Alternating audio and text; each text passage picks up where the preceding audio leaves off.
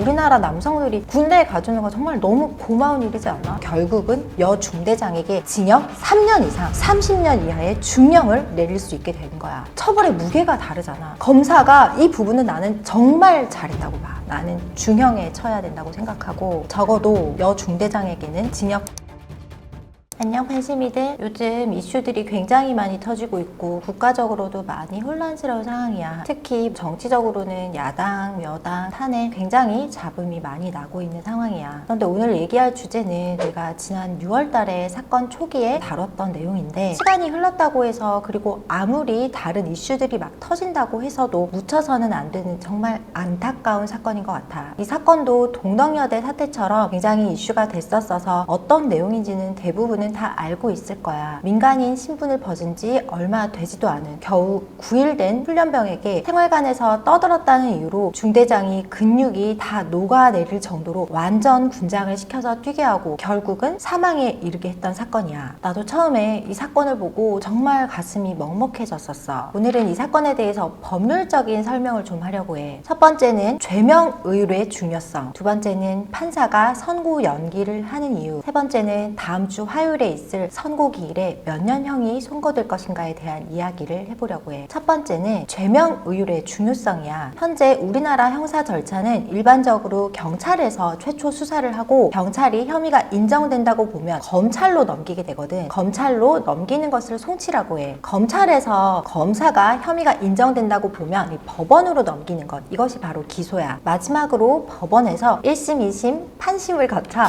마지막으로 법원에서 1심, 2심, 3심을 거쳐 확정 판결을 선고하는 것으로 되어 있어. 훈련병은 올해 5월 23일 사망을 했거든. 그런데 경찰은 사망 사건인데도 입건을 언제 했냐면 24년 6월 10일, 그러니까 사망일로부터 18일이나 지난 다음에 입건을 했어. 이것 자체가 문제가 있어. 내가 수원지방법원에서 퇴임할 때 성범죄 전담재판부에서 수년간 있었기 때문에 우리 회사는 성범죄를 전문으로 하고 있거든. 그런데 강간으로 고소하잖아? 바로 그날 입건돼서 일주일 안에 피의자 조사까지 마치는 경우도 많거든. 그런데 이 사건은 최초 피의자 조사도 아니고 경찰이 사건을 접수하는 것, 입건 자체가 18일이나 걸렸다는 거야. 접수 자체가 사망 사건에 18일이나 걸렸다는 거는 분명히 문제가 있어. 더군다나 당시 여중대장은 사건 직후에 멘탈 케어를 위한 인력도 군에서 붙여줬다는 거야. 귀향에서 휴가도 다녀왔대. 정말 억장이 무너지는 얘기다. 경찰은 이렇게 뒤늦게 입건을 했고 수사를 한 다음에 경찰은 혐의가 인정된다고 해서 검찰에 사건을 넘겼어. 그런데 중요한 건 경찰이 무슨 혐의를 적용해서 검찰에 송치한 줄 알아? 판사가 아무리 머리를 짜내도 더 중한형을 아무리 선고하고 싶어도 최대 5년 이하 금고밖에 선고를 못하는 업무상 과실치사로 경찰이 송치를 한 거야. 사람이 죽었는데 최고형이 5년 이하야. 그럼 판사 입장에서는 무조건 5년이 넘는 형을 선고할 수가 없고, 더구나 이거는 징역도 아닌 금고에 불과하단 말이야. 징역형 중에 노역이 없는 형이 금고형인데 징역형보다도 가벼운 형인 거야. 경찰은 5년 이하 금고밖에 선고할 수 없는 업무상 과실치사만 적용된다고 해서 검찰에 넘겼는데, 검찰은 이건 5년 이하의 금고에 처할 수 있는 죄가 아니다, 3년 이상 유기징역, 30년 이하의 중형을 내릴 수 있는 학대치사죄로 검사가 바꿔버린 거지. 정말 얼마나 다행이야. 검찰은 이 무더운 날씨에 완전 군장을 하고 부당한 얼차려를 시킨 건 학대의 고의성이 인정된다고 판단한 거야. 사실관계는 동일해. 규정에 어긋난 군기 훈련으로 훈련병 한 명을 숨지게 한 혐의. 그런데 적용 법조가 다른 거야. 업무상 과실치사는 1개월부터 5년 이하의 금고가 최대야. 그런데 학대치사는 제일 낮은 것도 3년 이상 유기징역, 최대 30년형에 처할 수 있는 거야. 법률가에 따라서 결과가 얼마나 달라지는지 알겠지. 일례로 우리 회사에도 동일한 사건이 있었거든. 이 사건은 이제 피해자 동의를 받아서 SBS 8시 뉴스와 JTBC 사건반장에도 나갔던 사건인데,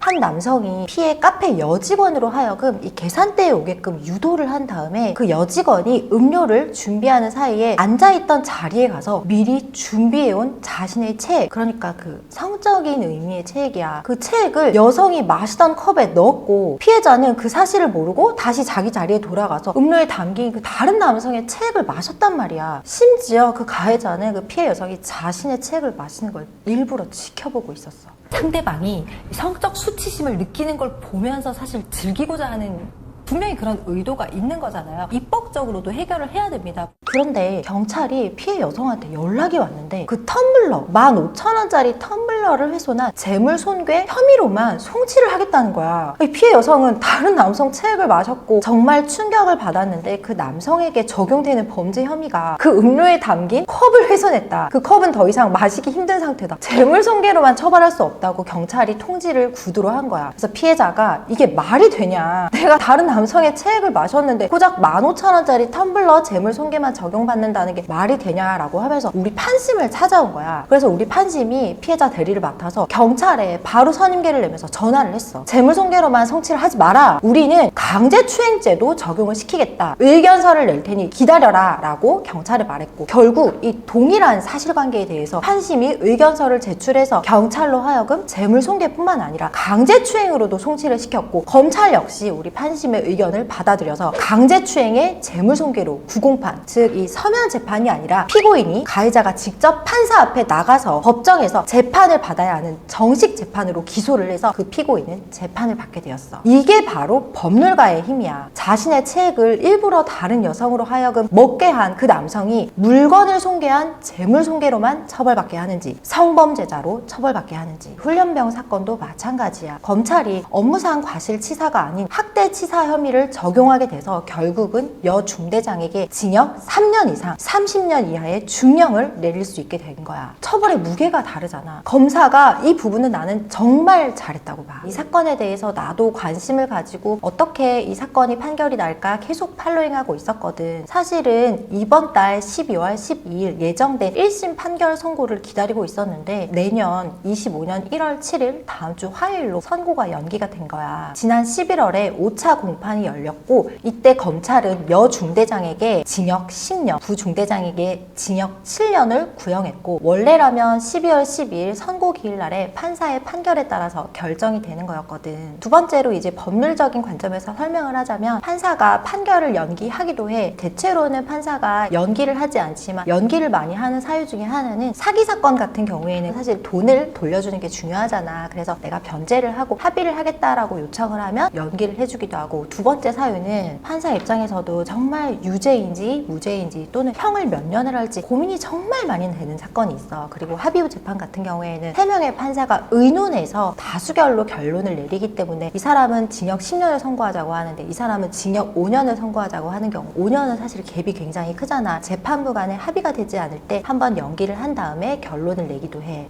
그러면 유가족들이 있잖아요. 이분들이 국가에게 또 피해 보상을 요청할 수 있는 상황일까요? 이 사건 같은 경우에는 여 중대장과 부 중대장의 고의 또는 과실이 인정되기 때문에 국가를 상대로도 배상 청구가 가능해. 금액 같은 경우에도 이 사건은 사망 사건이기 때문에 아마 억대로 당연히 국가가 배상을 해야 된다고 나는 봐. 근데 사실 이 사람의 목숨을 어떻게 돈으로 환산할 수 있겠어. 정말 참담하다.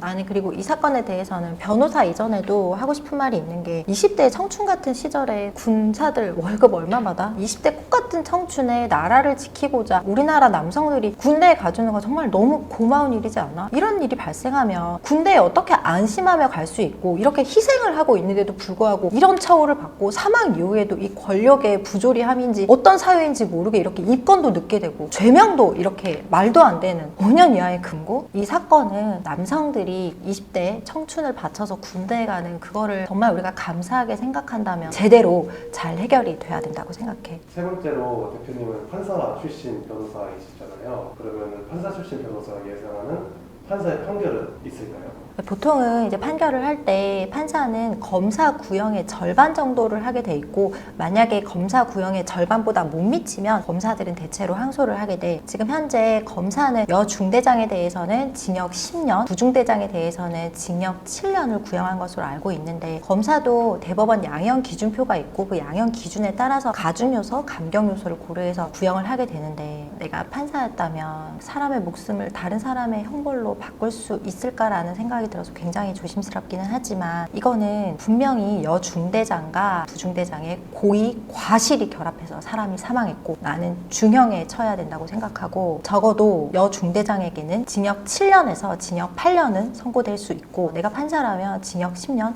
검사의 구형을 그대로 선고했을 수도 있을 것 같아. 왜냐하면 여중대장은 완전 군장을 하고 이 얼차려를 시킨 것도 유기법행위에 해당하지만 그 이후에 훈련병이 힘들어하고 있었음에도 불구하고 그 부분을 어느 정도 방치했던 보고를 받고도 그 부분에 대해서 적절한 조치를 취하지 않은 사후 조치 불이행까지 있기 때문에 나는 검찰이 구형한 징역 10년을 선고하더라도 하등 이상하지 않다고 생각이 돼. 오늘은 최근에 사람들이 굉장히 관심을 갖고 있는 이슈들이 아니라 개인적으로 내가 눈여겨보고 있고 관심을 가지고 있는 사건을 가지고 와서 얘기를 해봤어. 시간이 지나도 사람들에게 이 사건이 잊혀지지 않고 끝까지 많은 사람들이 관심을 가지고 지켜봐 줬으면 좋겠어. 20대 청춘을 바쳐서 나라를 지키고자 군대에 가지는 우리 20대 남성들에게 난 정말 감사하거든. 그래서 이 사건을 선례로 다시는 이런 일이 발생하지 않고 우리 남성들이 군대에 가주는 것에 대해서 안심하고 갈 수 있는, 그리고 또 나는